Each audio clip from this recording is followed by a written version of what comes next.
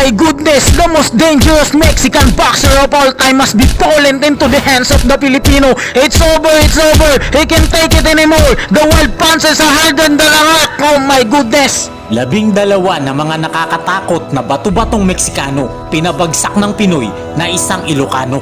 Isang Pinoy boxer ang katulad ni Pacquiao na may pambihirang lakas ng suntok sa super featherweight at lightweight division. Maraming magagaling na Meksikanong boksingero ang nabiktima sa lakas ng kamao ng ating pambato. Kaya naman binansagan ito bilang dalayon sa featherweight division. Ang boksingerong ito ay isa pong Ilocano na naging isa sa paborito ni Pacquiao dahil sa lakas ng kanyang kamao na nagpabagsak sa magagaling na Meksikano. Paano pinabagsak ng ating kababayan ang mga nakakatakot na bato-batong Meksikanong dayuhan? Yan ang ating pag-uusapan.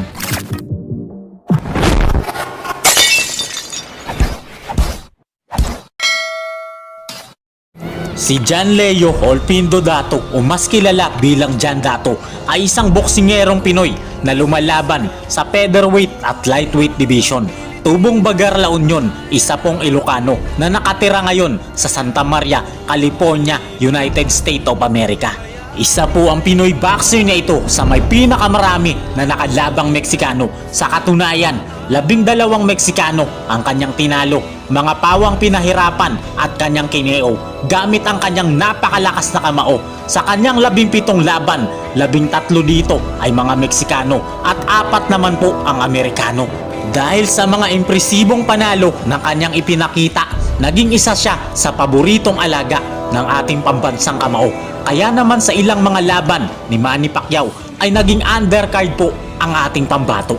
July 20, 2019 sa MGM Grand Arena, Las Vegas, Nevada, laban ng Manny Pacquiao versus Keith Thurman ay humilera si John Dato na ating kababayan. Makakalaban dito ng ating pambato ang isang nakakatakot at bato-batong Meksikano na si Antonio Lopez. Di kalibre at hindi basta-basta ang Meksikanong ito, mga kaibigan. Ngunit wawasakin lang siya at round 5 lang ang itatagal nito sa ating kababayan.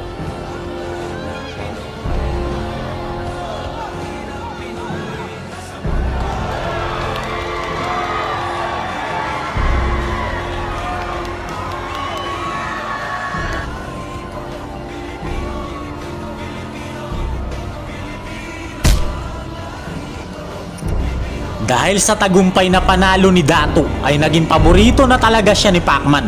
Kaya naman sa susunod na laban ni Pacman ay kinuha ulit siya para maging undercard sa laban. August 21, 2021 sa T-Mobile Arena, Paradise, Nevada. Sa laban ng Manny Pacquiao versus Yordenis Ugas, lumaban si John Dato kontra sa Meksikano na si Angel Antonio Contreras. Bugbog sarado ang inabot ng Mexicano sa ating pambato. Ngunit sa bandang huli ay panalo pa rin ang Mexicano by a unanimous decision.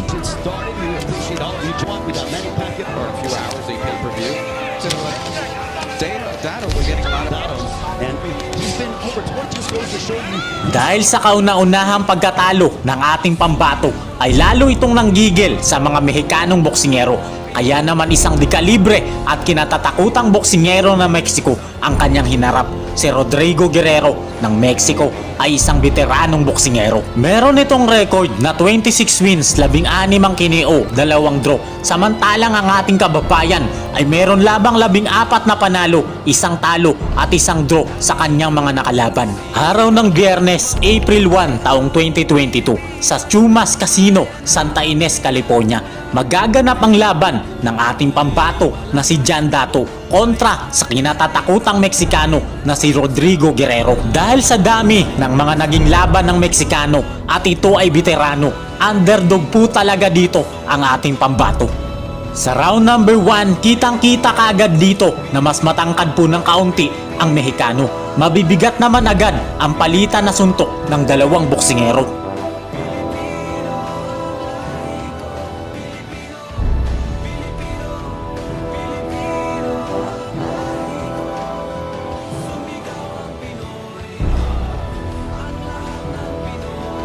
Bumagsak ang Meksikano sa kitang-kitang suntok ng ating pambato.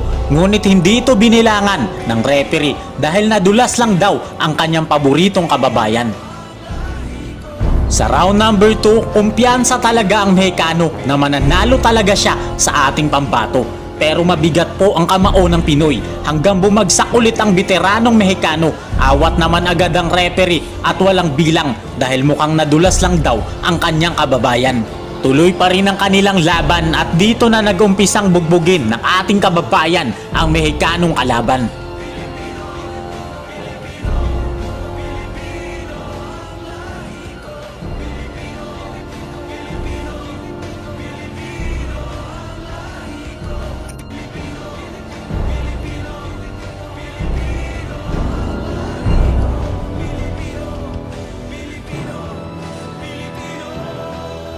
Sa round number 3, medyo ruging-rugi na ang Meksikano habang nag-e-enjoy lang sa panununtok ang ating pambato. Magaling umiwas ang Pinoy na boksingero habang puro sapul sa ulo at katawan ang Mexicano na kalaban nito.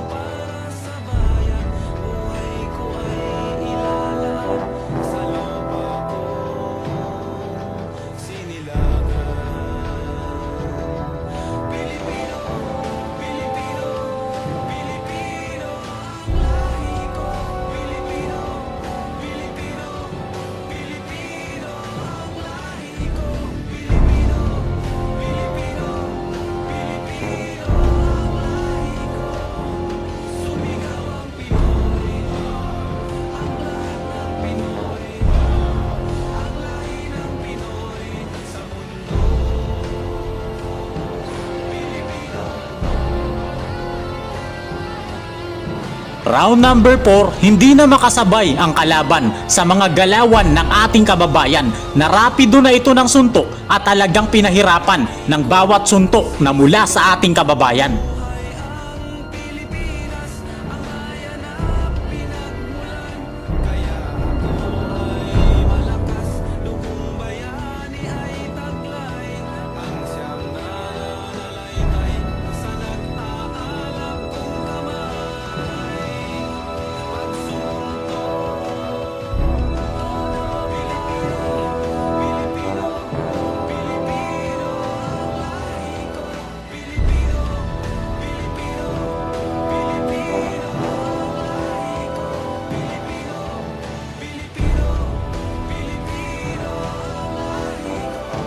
Sa round number 5, dito natatapusin ni John Dato ang Mexicanong boksingero. Lamog na ang mukha nito dahil sa mga natamong suntok mula sa ating pambato. Na-corner ito sa lubid at puro sa ulo ang natamong patama. Ayaw pa umawat ng referee dahil baka manalo pa ang kanyang paboritong alaga. Ngunit bumigay na talaga ang Mexicano at hindi na nito kayang lumaban pa kay John Dato na ating pambato.